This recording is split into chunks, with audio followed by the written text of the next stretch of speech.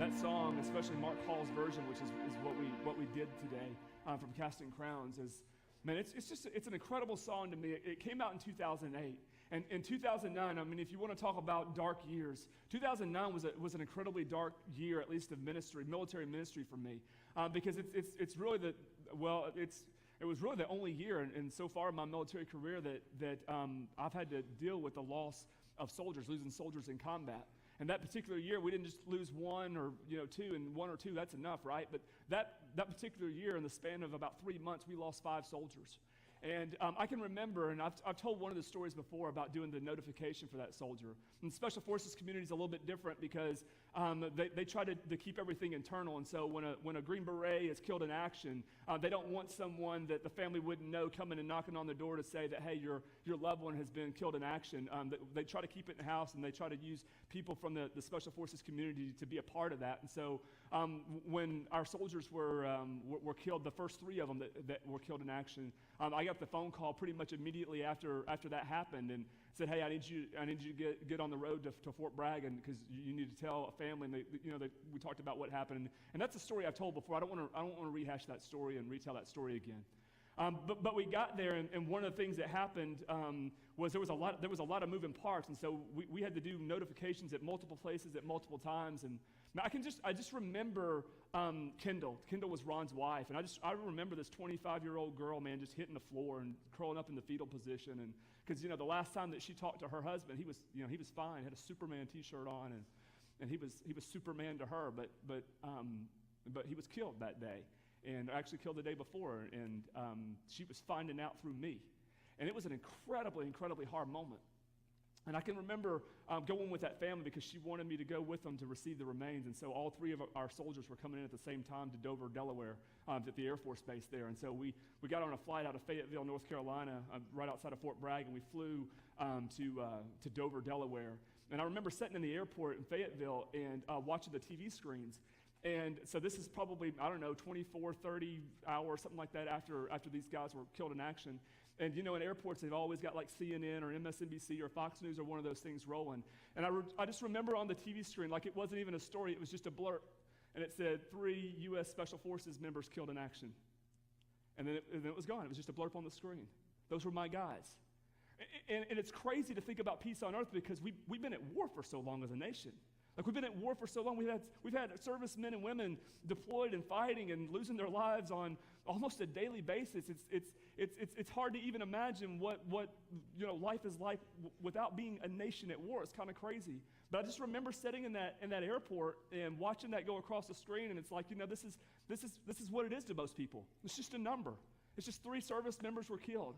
But what changed my life was being with those families when they were my 3 service members, right? When they were guys that I was responsible for, at least ministry and caring for those families. And that began to change my perspective on things. And so that happened a few months after this song actually came out, and it came out on the album. And I can remember a month and a half, I guess, later when Matt Puccino was killed in action.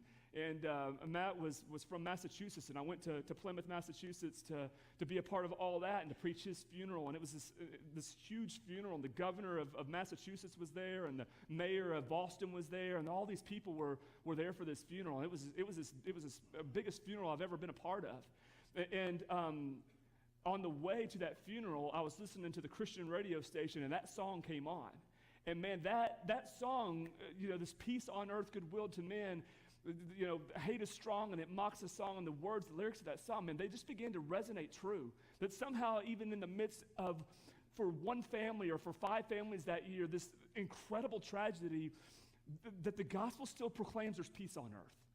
That somehow in the midst of our struggles, in the midst of our trouble, in the midst of our trial, no matter how dark it gets, the hope of the gospel is that there is still peace on earth, because the peace that God gives us, it really has nothing to do with the struggle and the trouble. It's not dependent on whether that's there or whether it's absent, because it's completely dependent upon him. And so today I want to talk to you a little bit about peace, and I want to talk to you a little bit about hope, and I want to talk to you a whole lot about light in the midst of darkness. And so we're gonna come to this today. Really, it will seem like a completely just out of the box kind of way. And the reason why we're starting off in Exodus 13 isn't because I'm that clever. It's because I was planning on preaching from from John chapter 8, and we're getting to John chapter 8, I promise you. But when I read the verse, I was like, dude, this is incredible, this is awesome.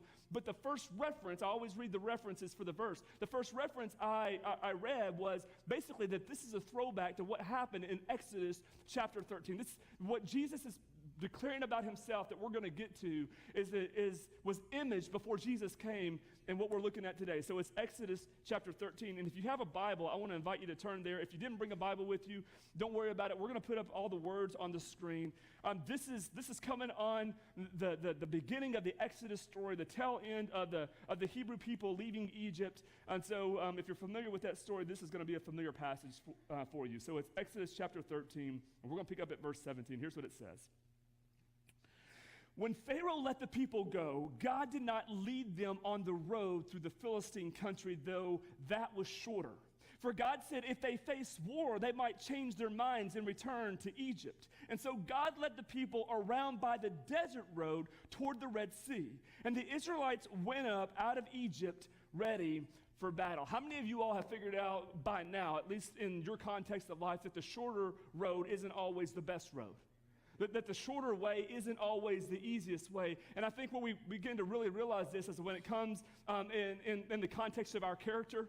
When it comes to your character, the shorter way isn't probably ever the best way. When it comes in or in the context of your family or your spouse or your children, the shorter way probably isn't the best way. And when the Hebrew people were exodusing, when they were leaving out of Egypt and they were on their way to where God was leading them, I'm not even so sure they knew that there was a shorter way or a longer way in the moment. Like, I'm not so sure that in the moment when they were leaving, they were like, hey, we should go this way and not that way because this way is shorter. And the reason why I'm drawing that conclusion is because they were slaves. They have been slaves for 400 years, and I don't know how slavery worked in Egypt, but we've got some kind of recent history of slavery, and I'm just thinking that as slaves, they didn't have a whole lot of freedom. Like, I'm thinking as slaves, since they didn't belong to themselves and they belonged to people who owned them, I'm thinking they didn't get to kind of go and do what they wanted to do when they wanted to do it. That's just, I could be completely wrong, but I'm just guessing. As slaves of Egypt, I'm figuring they belong to Egypt, and so they haven't had an opportunity geographically to get outside of the world that they have been placed in. And so even though God is calling them out of slavery into what he has promised them, all they know right now is how to be a slave. And here's the thing about coming out of slavery. It takes a while. It's a process, if you will, to learn how to not be a slave. See, some of you guys right now, you're in the process of learning how to not be a slave anymore. And it's not a slave because you belong to somebody else. It's just we become slaves to other things. For some of you, and we sing a song about this, for some of you, you're a slave to fear. And it's just a natural thing for you. You're a slave to the fears that you have, and so the decisions that you often make, you're making them out of fear.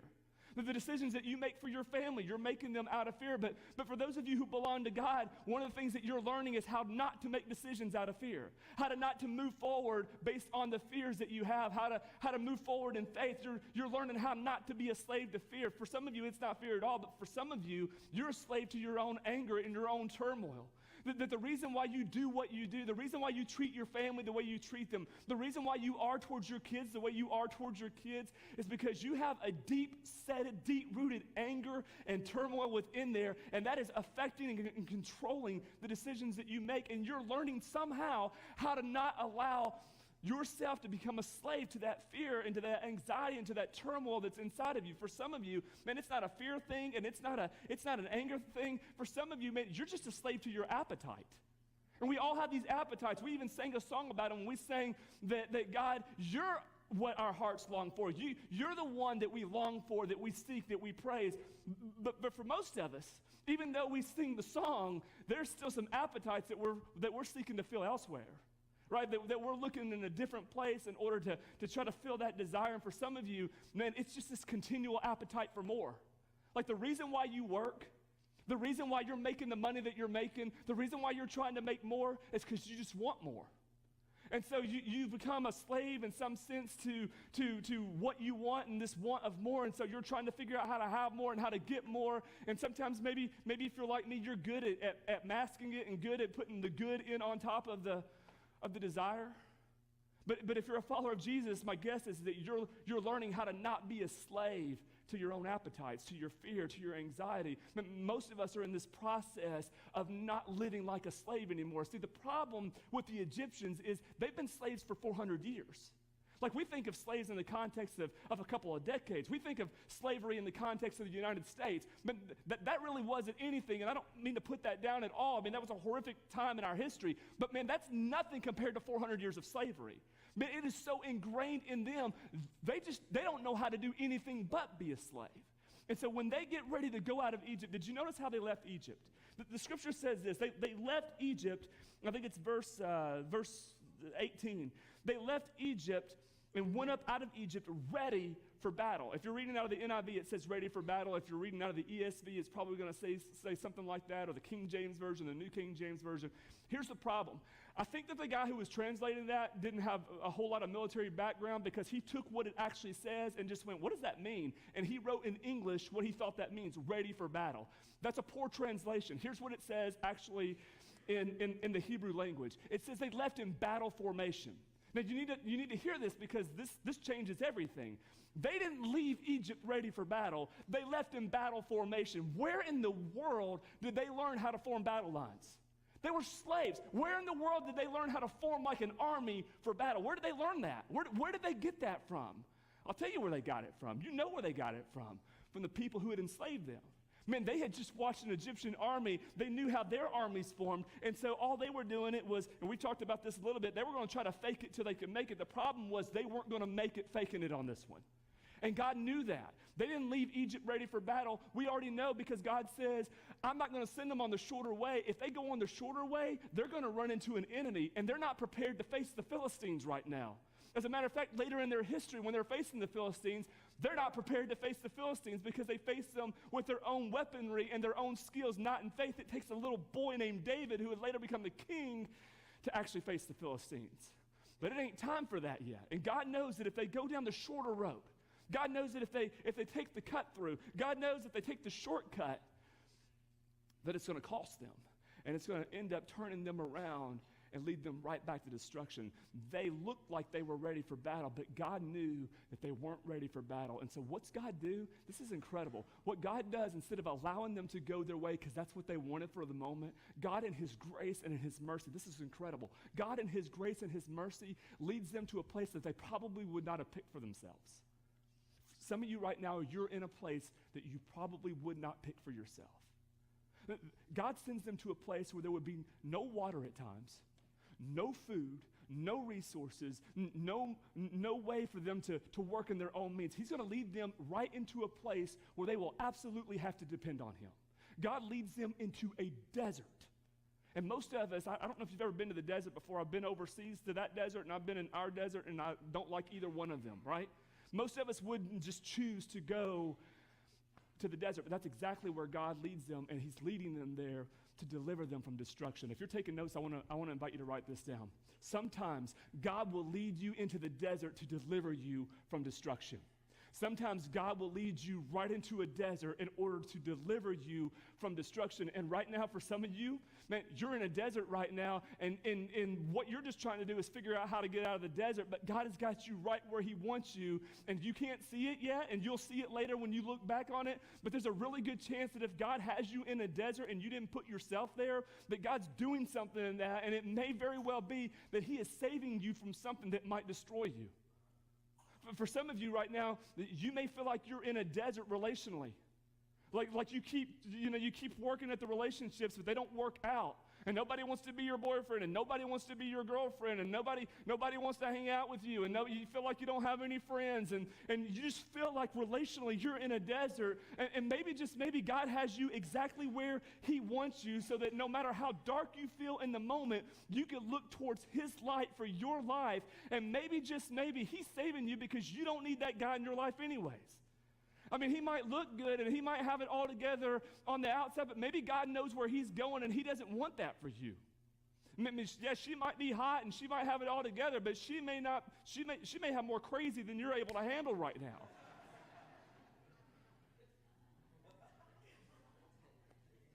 I mean, maybe, right? I mean, I'm not saying all hot girls are crazy. I'm just saying that maybe it's, there's too much there, and so he's protecting you right now. I mean, maybe in your marriage, for some of you, you feel like you're just in a desert right now, right? Maybe for some of you, when you think about the relationship that you have with your spouse, man, it's not the relationship that you want.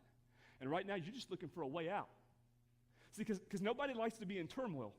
Nobody likes to struggle. Nobody wants to be in trouble in anything, especially in their relationships, especially their close relationships. And maybe right now you feel like you're in a desert because there's not a whole lot of peace. And man, he's not listening or she's not listening, and I'm not getting what I want and she's not getting what she wants, and she just doesn't understand anymore, and he doesn't even care anymore. And it's like we're living together, but we're passing each other, and there used to be a connection there, but now it doesn't feel like there's a connection there. And right now you're looking for the shortcut.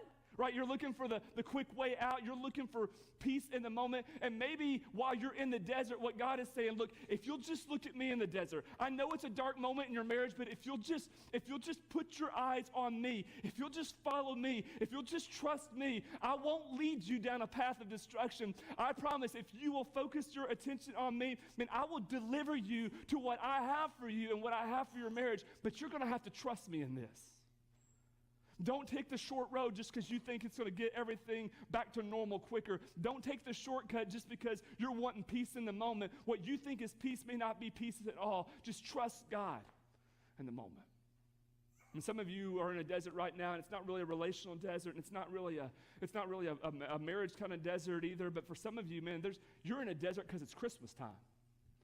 I mean, Christmas is coming, and man, families are getting together, but you feel like you're in a desert because you've lost someone this year. And now Christmas, it feels different, or it's different, and it's not going to be the same, and what you were thinking or what you have plans for, maybe it's not going to work out this time. And so you feel kind of like you're in a desert.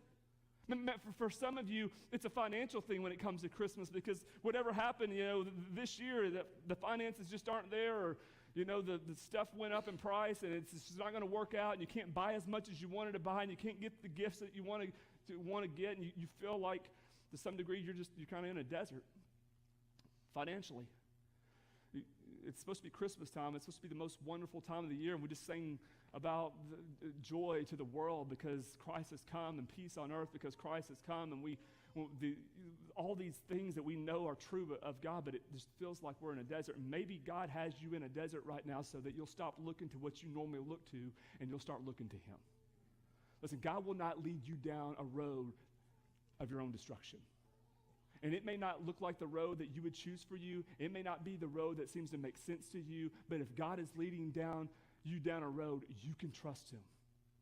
Because God sometimes will take you into a desert, even if you wouldn't choose it for yourself, in order to deliver you from some destruction that you cannot see. And then here's what happens next. And this is kind of, it seems random for a moment, but let's look at it. Verse 19, it says, Moses took the bones of Joseph with him because Joseph had made the Israelites swear an oath. He had said, God will surely come to your aid, and then you must carry my bones up with you from this place. Like, it seems random, but here's the thing, and this isn't in your notes to write down, but you might want to write this down. Look, God doesn't do random. God never does random. God doesn't do random. He never does random. This seems like it's random. This isn't random at all. If you were here, 4 weeks ago, it was the kind of the one-off sermon before we led into the Light of the World series. We talked about Joseph, and Joseph's someone that we've talked before about here in services. When we talked about Joseph was 110 years old when he died. Here's the crazy part of the Joseph story if you don't know it. Joseph was 110 years old when he died, but on his deathbed, you know what he was thinking about? This is the only indication that we have. It's the last chapter of Genesis. You know what Joseph was thinking about on his deathbed? It wasn't, well, I don't know what's going to happen with my family, and I hope they're all taken care of, and I hope we've saved enough and they got enough money, and hope. Here's what he was thinking about. It wasn't anything like that. Not that maybe any of that's bad to think about. What he was thinking about was that God had made a promise. That's what, on his mind, on his deathbed, as his family gathered around was, hey, I know I'm dying, but God made a promise. And I hadn't seen that promise yet, but Joseph has such incredible faith that in this moment he's able to go, but God is still going to make good on his promise. And even though we're all in Egypt right now, we don't belong to Egypt. God's going to do something. God's going to come to our aid. He's going to rescue us from Egypt. He's going to pull us out, and he's going to make us a nation unto himself. And then here in this moment, what Joseph asked on his deathbed, look, when God pulls us out, when he comes to our aid, man, don't leave me in Egypt. Don't leave me here. I know I'm already dead, but don't leave my bones here. You take my bones with you as a sign that God is fulfilling his promise. It's like God is saying it's not over until he says it's over. It's like God is saying, look, it's not finished until I say it is finished, that God ain't done yet. And the fact that his bones are being carried out by Moses, that he thought about that 400 years later to bring his bones out, is a sign to the people that God was fulfilling his promise, that he had come to their aid and they were being taken out of Egypt. Now I want you to listen to this next part, and I need you to participate if you're a follower of Jesus. If you're a follower of Jesus, if you're a Christian, if you like that term better, if you consider yourself someone who follows Jesus, who follows Christ, who follows the teachings of Jesus, I want you to do me a favor for just a moment. This is not a trick question. Just could you raise your hand for just a minute? There you go. Okay, put it down. I want to show you something. Listen, you carry the promise of the living God with you every single day. You know, like Moses was carrying those bones out of Egypt as a symbol that God was fulfilling his promise. But you carry the promise of the living God with you every single day. The light of the world is inside of you. The promise that God would be a God with us is still God with us. You know why? Because he makes his home inside of people who follow him. So I just want to ask you a question if you raised your hand. Man, do you walk into places like you're carrying the promise of God with you? Man, do you go to work on Monday like you're carrying the promise of God with you? Man, do you go to Old Charlie's after the service and walk in there and treat that waitress or that waiter like you carry the promise of God with you? Because you have the promise of the living God. What they were longing for, you got it. What they were waiting on, man, you carry it. It's not just God with us, but he's God within us, so that he's always with us.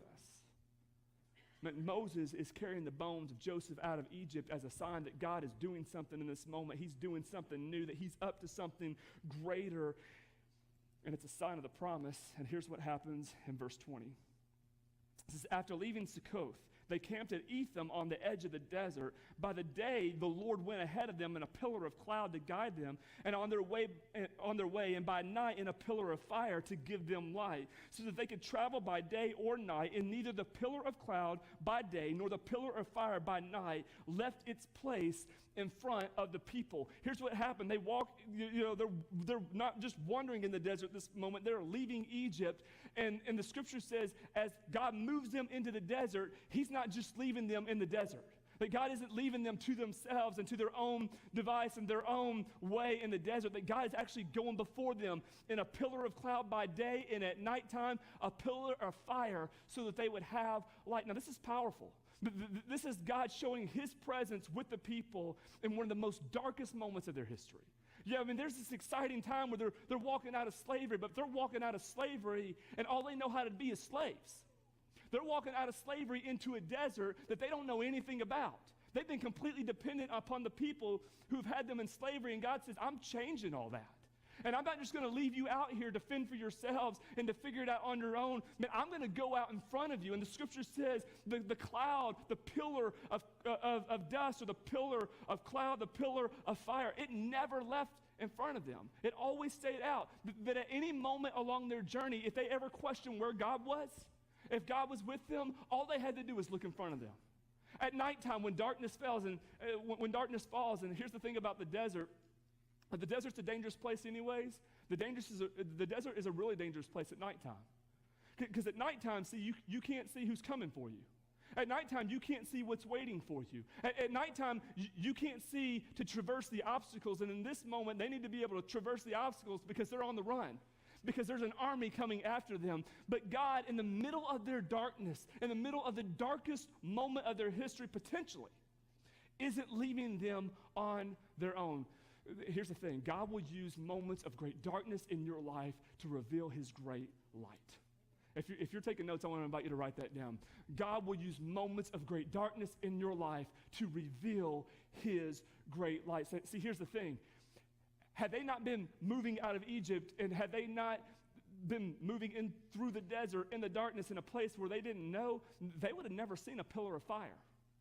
Had an army from Egypt not been pursuing them to destroy them, they would have never seen that pillar of fire move from in front of them to move to their rear guard in order to protect them. They would have never experienced that. Had they never ended up stuck between the Red Sea and a pursuing army and not knowing what to do, they would have never seen the waters part and be able to walk through on dry ground. It's in some of the darkest moments of our life that God shows up in an incredible way and displays his great light. And my guess is the same is true for you. Man, it's been in your darkest moments that God showed up and did something, and those are the moments that you'll never forget. Like, Robbie, I want to tell your story, but I'm not going to because I know that you're going to tell part of your story.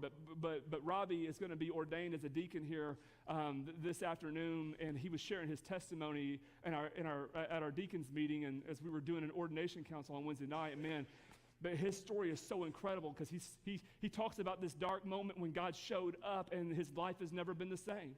And my guess is for many of you that God has showed up in a moment of darkness and your life has never been ashamed. See, for most of us, like, we don't want the dark moments. For most of us, we just want to get past them. For most of us, we would rather not have any trouble. For most of us, we would rather not struggle in our life. But the thing about God is that those are the moments that he uses to display his greatness and to display his glory and to display his light for us.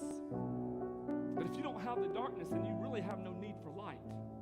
But the thing about light is that it totally exposes the darkness. Darkness can't hide from light.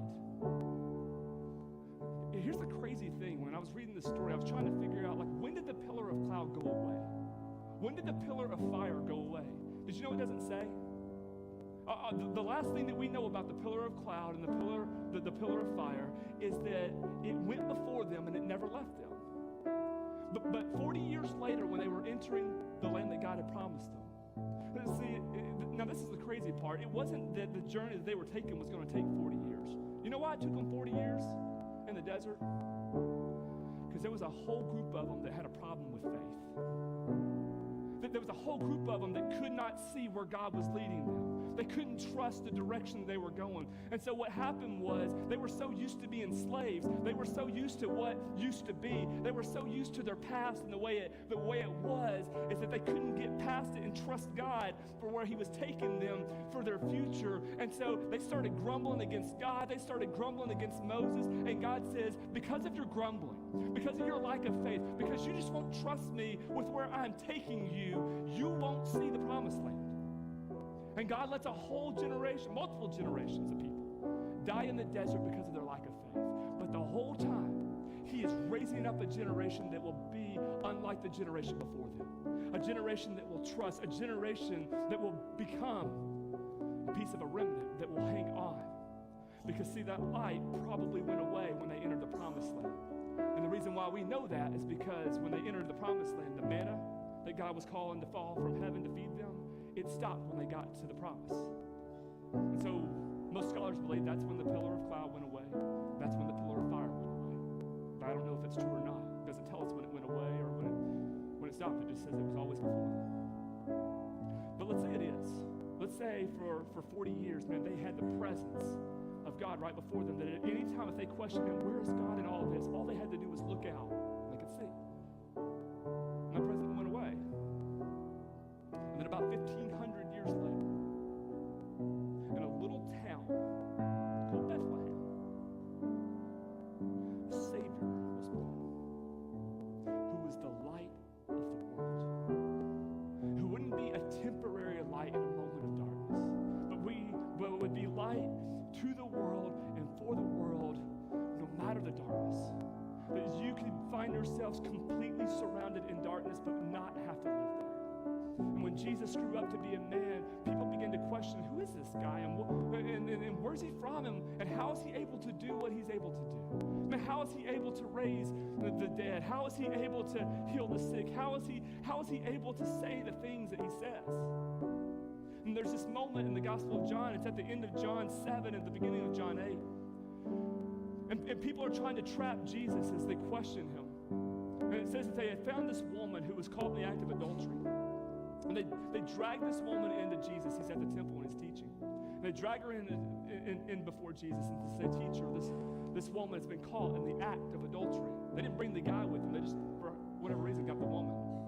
And so they try to trap him in their question, and they say, Jesus, what should we do about this woman? We know what the law says.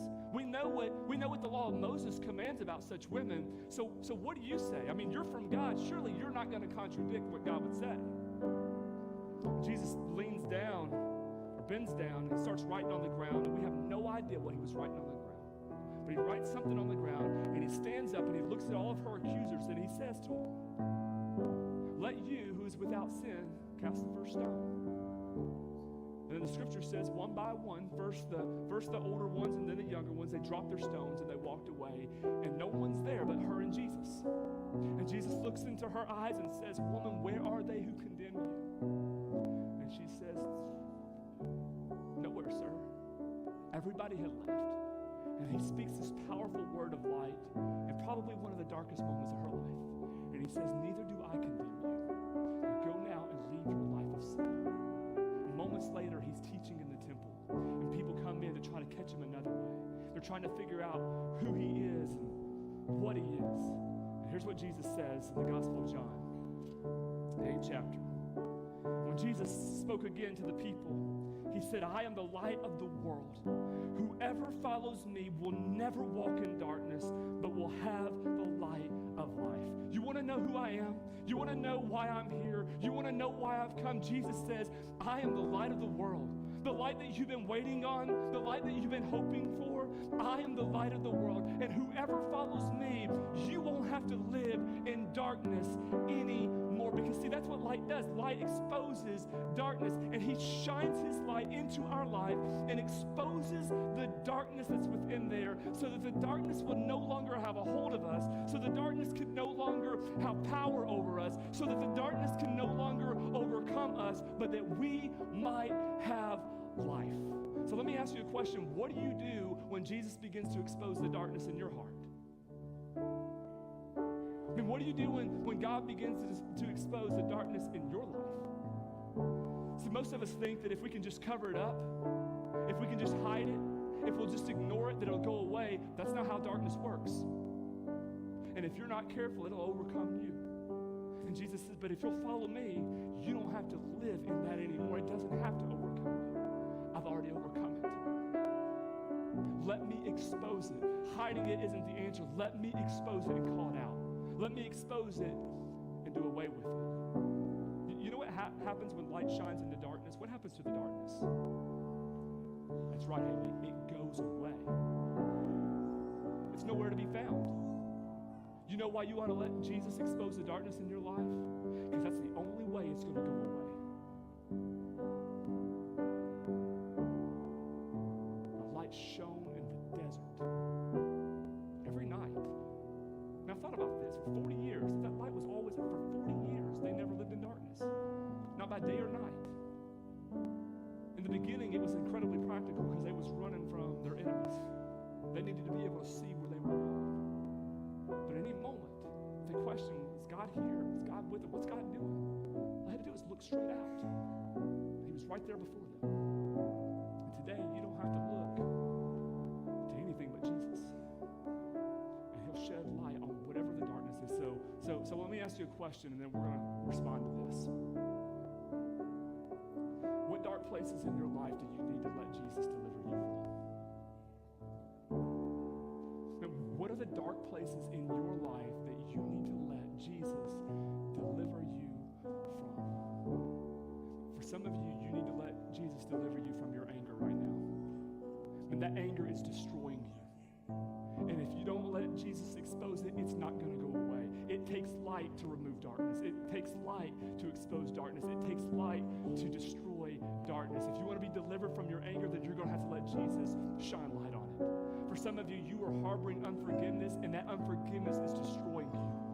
You're holding unforgiveness in your heart, and you just don't see how you can let it go. You just don't, if you let it go, they're going to get one over for you, and you just got the wrong mindset about forgiveness. And God says, let me destroy that unforgiveness with my own forgiveness.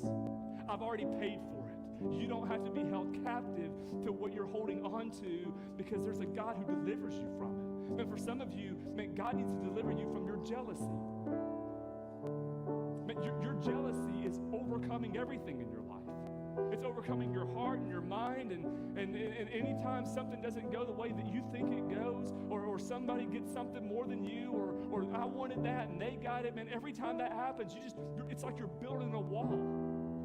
And that's a wall of incredible darkness that will seep into other areas of your life, and God's saying, let me deliver you from that. Let me destroy that. And some of you need to be delivered from that today.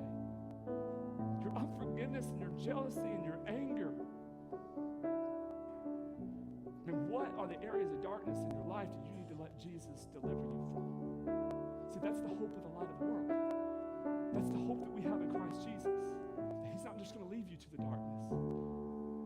He's not just going to lead you into a desert and leave you there. He's there with you. Jesus changed everything because it moved from God with us to God inside of us. You carry the promise of God within you. At least some of you do. Some of you today, the God who wants to deliver you from darkness wants to have a relationship with you, and you need to begin a relationship with Jesus. So would you bow your heads and close your eyes?